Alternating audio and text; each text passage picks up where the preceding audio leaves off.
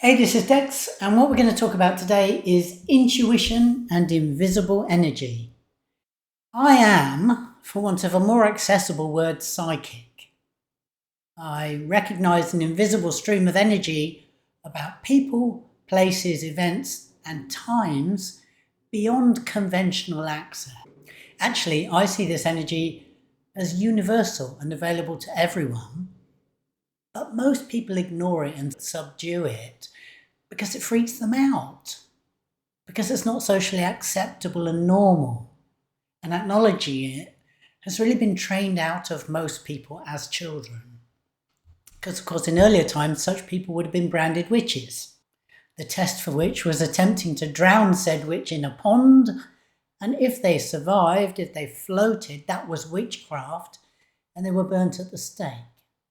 And, of course, the shaman, always portrayed as pretty eccentric, wide-eyed, chanting in some invented tongue, dancing around in strange animal part headdresses, weird body paint, looking a bit dislocated and unhinged, mind, body and spirit, probably off their heads on drugs. A human just about, but untamable, not of this world, and thus possessing strange powers that could heal or kill members of their own tribe. All sounds a bit risky. No wonder they got a bit of side eye. So that said, that's it then. People who believe in quantum physics are sane. Psychic people are dangerously nuts. So why on earth do we hold this view? Why am I talking about it today, you might ask? Here's the thought. Most Western people walk in this world in a fog of massive denial. Think Victorian England. Children should be seen and not heard. Always perfectly presented, nothing out of place. Very carefully choreographed engagement with particularly the adults in their world. And all of this largely based on suppression of their true natures in the thrall of so-called civilization. Could be a bit of a jaundiced view, what do you think? But these days, it's slightly different. Now we're in the thrall of Insta-famous, another disconnecting and suppressing concoction designed to help us flee from our human or even animal essence and appear to be unassailably perfect. In our era, our collective suppression of the human experience is peaking yet again. We don't just deny that we're connected to our universe, we also sever real connection with one another, with our families, our spouses, our children, our peer group, our colleagues, and the community where we grew up. No wonder we're a mess. I don't know why this is making me laugh this morning, but it sure is. So let me ask you this. What do you believe? Do you have chronic stress or anxiety? Do you have addictive behaviors? I'm not just talking about alcohol and drugs here. I'm talking phone addiction, gambling, overeating, caffeine, fame, work, sex, exercise, sport. If you have inklings that you're overdoing anything involuntarily so that you can feel better or at least less bad, then this is you denying or running from your own feelings which are unacceptable to you or simply painful. All of that may be unconscious. But modern anxiety and stress are largely based on a denial and addiction model. And in burnout particularly, there are probably large chunks of life, perhaps your daily habits, that you'd rather not notice or admit to. You probably feel shame, but you don't need to.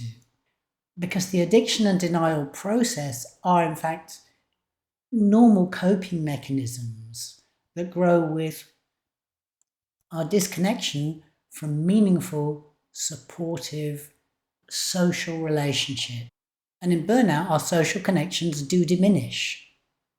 Your connection to yourself will diminish if that's you. In which case, you'll probably be free-floating in a galaxy of inconvenient pain, and you won't know what to do about it. So naturally, you're going to bury your head deeper in the sand. Sounds a bit familiar?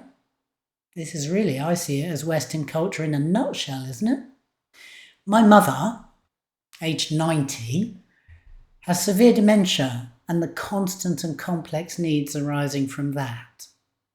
She's had a living carer for the last 4 or 5 years now, I think it is, and this frankly saintly woman has her own grown family who live nearby. By origin, this woman is South African and a Christian. She's a big friendly black woman, and she belongs to a church where many of her friends are likewise black African carers who've migrated to the UK. She has the most grounded, beautiful, patient, accepting and loving nature. She's just 100% joy to be around, and my mother is not an easy person to care for or live with. And so when I think about this woman, I really imagine she's been raised in a very different culture than my own, so that faith, purpose, belonging, an open heart and a sense of well-being have been baked into her. I look at her frankly and I weep for my own deficiencies, and of course with gratitude for her strength. My mother has had a painful life of great suffering and angst, and I've never seen her as contented as she is now, helpless to this woman, this carer. It's as if she's been waiting for this relief all of her life. By contrast to the previous dementia ward where my mother was subject to extreme screaming paranoia fits, she lived in constant terror. They had to lock her into a room, which didn't really help. That's my contrast really to our Western way of being brought up, or perhaps it's just my particular personal experience. But looking at the way that most of us live now, it couldn't really be better designed to promote dis-ease and dysfunction. We're all adrift, alone and scared, aren't we, on some level? So if that's us, then we deny ever more of the inconvenient truth that our bodies actually feel and know, our daily dislocated torture. Our nervous systems were never designed to withstand this. We're inherently social animals. We need the support of others. I've talked before about the negative health and mental health effects of loneliness, and we've let this happen on our watch. So many live in loneliness now, and we're scared and trying desperately to pretend that we're not, to gain some sort of higher ground so that we can feel safe. Running from our human existence and denying big parts of it increases our pain and suffering and vulnerability. Rather than simply being disconnected from our fellows, we're cut off from our own nurturing spirit too, the last support system that we have.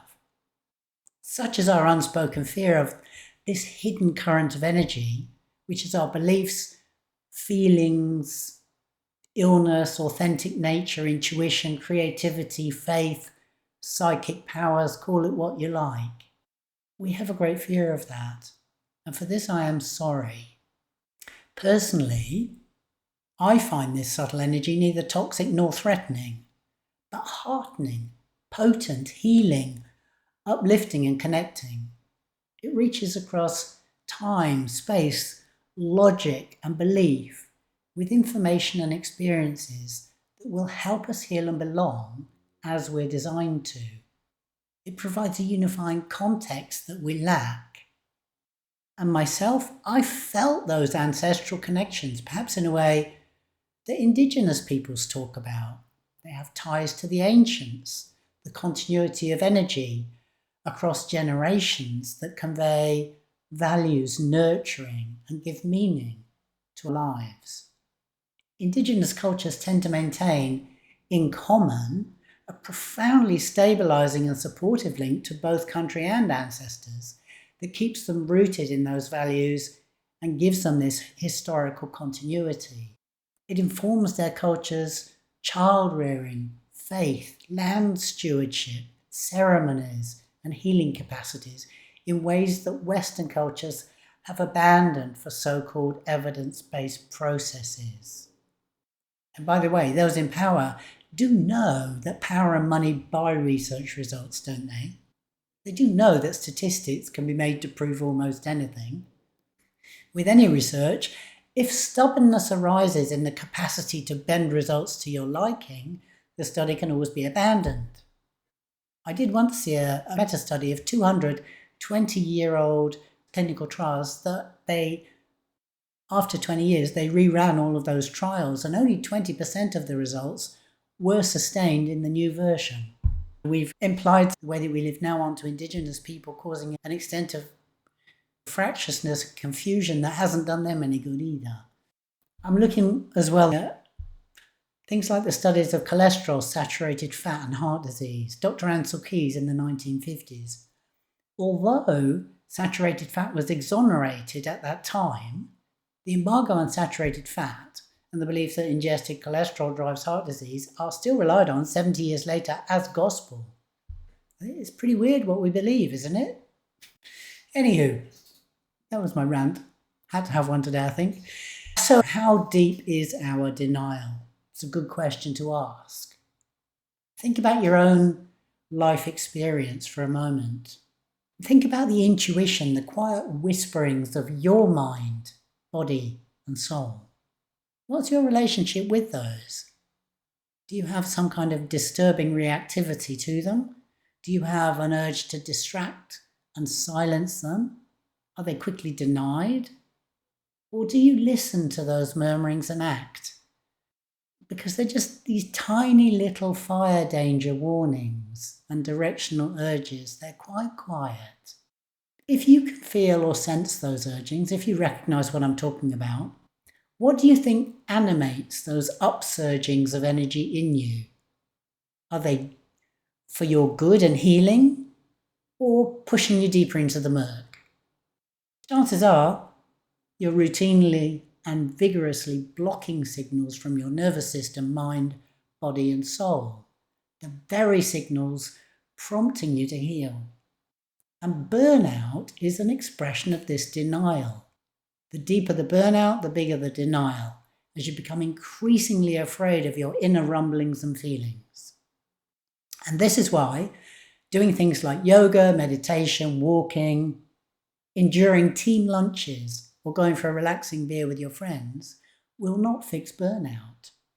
Unless they release those inner signals to front of mind and you stop ignoring them and take remedial action. Even then, you're going to need expert guidance to process this upwelling of sanity safely. You'll need high quality support to change your deep-rooted avoidance habits and gently heal those self-protecting mechanisms. Because we suppress what is inconvenient in our beings, keep it hidden from the world and ourselves by social contract.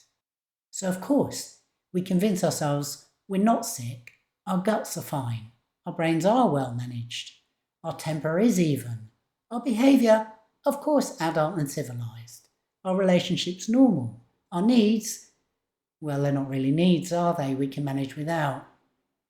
Am I painting a picture that resonates here with you? All right. Now I'm going to tell you about me for a minute. I'm going to give you a couple of my own examples of listening to this inner voice, and you get to decide if I'm a witch or not.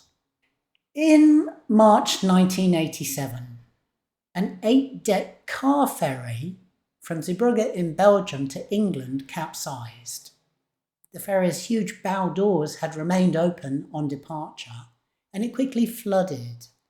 193 people lost their lives. In real time, I received this as a clear, sharp vision of the ship capsizing and experienced severe distress and alarm alongside the people in peril. It felt like an impossibly heavy sensation, the weight of terror and despair of so many people, and me being so helpless to do anything for them. And I didn't know where all this was coming from. Only later on did I discover the news about the ferry and put two and two together. Similarly, on September the 11th, I was asleep in Australia when I had a vivid and terrifying dawn nightmare of wholesale disaster. I woke up sweating with my head pounding, overwhelmed by shock and distress. the weight of the world pulling me down, body and soul. I felt nauseous with this oppressive, leaden pressure, an intolerable despair. And I had no idea why. But I knew it was large-scale devastation, and again, I could do nothing, even though I felt souls reaching out, tugging at me. I could barely crawl out of bed that day, shattered in a way that I couldn't process or even understand. I couldn't begin to think about working on a day when I had feelings like that. I thought I must somehow be very sick. So I made a cup of coffee and I sat on the carpet and I turned on the TV. And the rest is history. I watched the planes, the towers, the devastation. I couldn't work that day. I couldn't think. I couldn't do anything. I just sent love and I mourned and I sickened. And I'm still deeply saddened as I think about it now. Yet here I am, many years later, and now I work in healing. This is no surprise. I had a lot of help figuring out that I should be here and how to get here. I did always want to, even as a youngster, but I was so dysfunctional myself, so drowning in my own hell, so unable to heal myself, so poor at relating with other humans. The whole thing just seemed completely implausible, out of reach. I always promised myself that if I found a way to support myself to the point of being healthful enough and functional enough to support others, then I would. It took a very long time. Oh dear me. I started meditating in 1999 as I came out of a broken relationship, and I really wanted to connect with my inner world, my broken body, heart, soul and mind, and to find out what was misaligned and work more directly and skillfully with that. I've continued to meditate. Mindfulness has really brought me closer to myself, that forbidden territory we're not supposed to visit, and to understanding the patterns of my energy, fears, desires, weaknesses and strengths. Eventually, I started learning healing skills and practices in 2015, and it worked very powerfully on my fellow students, to my surprise. Partly because I intuitively heard what their bodies were trying to tell them. Their energy told me what they needed and how to connect with that, how to help them heal. And I learned that I have been gifted some sort of skill in facilitating healing. And perhaps again, we all have that if we can tap into it. In any case, for me, that was my go sign. In the following years, I gulped down healing practices, learning a lot of skills in relating gently with the human experience and energies of others, and of course myself, and I started practicing on volunteers. And then I started a side business. I practiced like crazy, and I learned exponentially. And it kept working for people. My clients loved it. I learned also the theory and practice of Chinese medicine because it really felt closer to me, to the organic energy flow that I could feel in the human entity.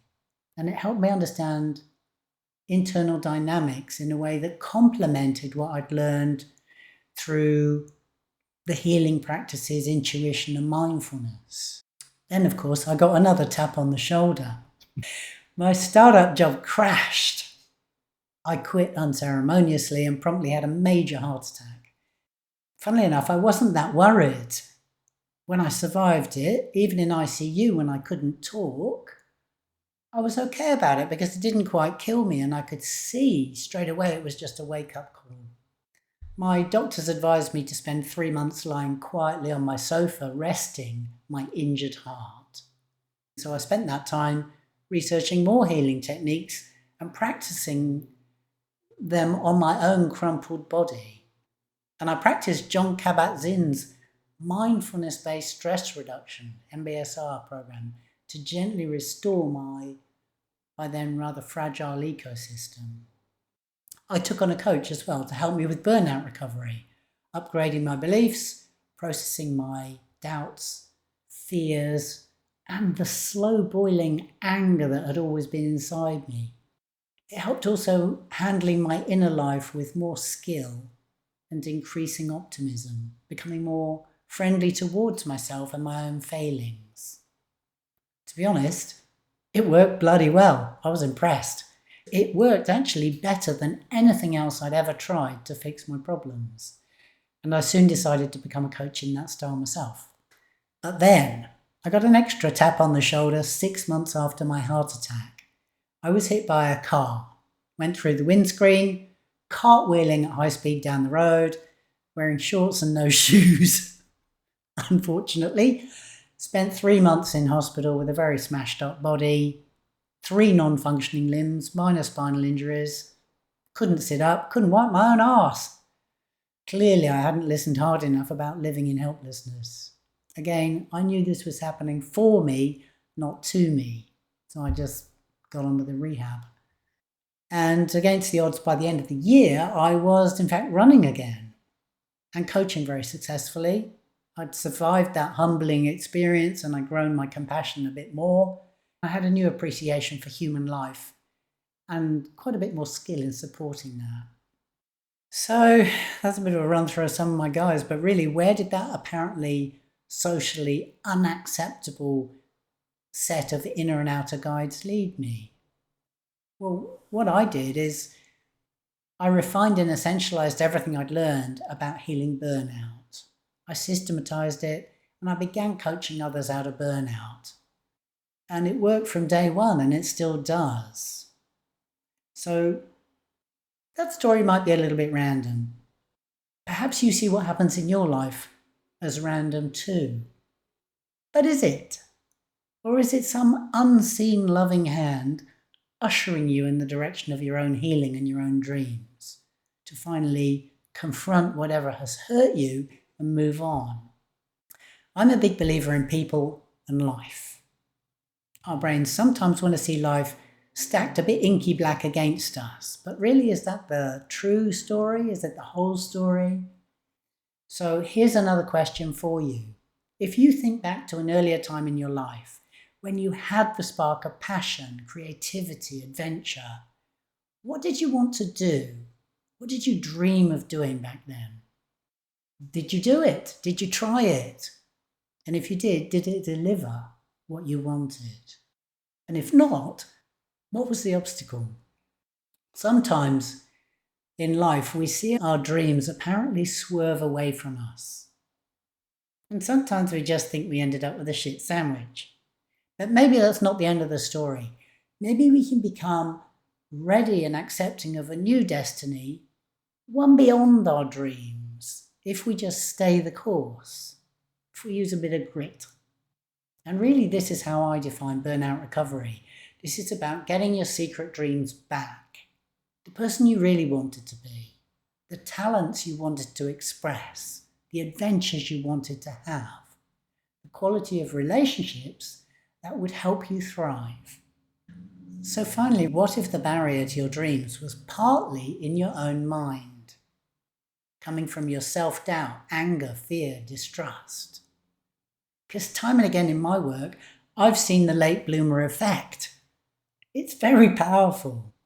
So is it time to get your mojo back and see what you can do once you've got a bit of fire in your belly? Would it help you to listen calmly to those inner voices and wonder what future they point to? Because they never point anywhere you can't get to. Do you want to accept that challenge? The leadership coaching system I use today has evolved, of course, and extends far beyond burnout recovery into the rare air of achieving passion, purpose, and excellence. But in essence, it holds the same truth, that you have what it takes already. You're just sitting on it too hard in fear. Don't be ashamed of your dreams, of who you are. People need you to be big-hearted, passionate. Show up with your whole big old heart. They're aching for you to lead them, show them the way to open up to their own success. You can do it. So, I might be a bit unusual. Perhaps I'm a witch or a wizard. Perhaps I'm a bit out there. But don't panic. It's intentional. This is who I'm supposed to be. I am actually now the person who knows how to guide you where you want to go, if you choose that. We would begin by eliminating burnout if you're burning out, and then going on to the really exciting part where you can become the full, shining you, the one you were meant to be, if you dare, even if you almost dare. So what's your inner urging saying about that? Can you hear it? Perhaps it's right. Because you can have more than this. Whatever you're experiencing or putting up with now, you can have more than this. It's out there waiting for you. If you do want that, come and talk to me. And let's make a wee plan for you to shine. Book in a time for a chat at mini.dexrandall.com. The link is in the show notes. And I'm signing off this rather strange epistle today with my very warmest wishes for your future. I promise you that.